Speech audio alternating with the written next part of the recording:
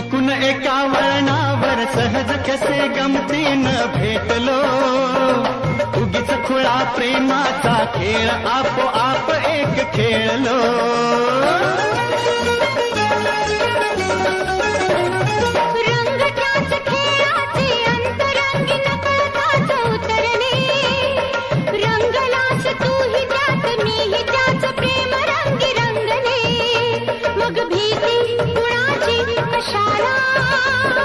भीती कुणाची कशाला, भीती कुणाची कशाला, अगं भीती कुणाची कशाला.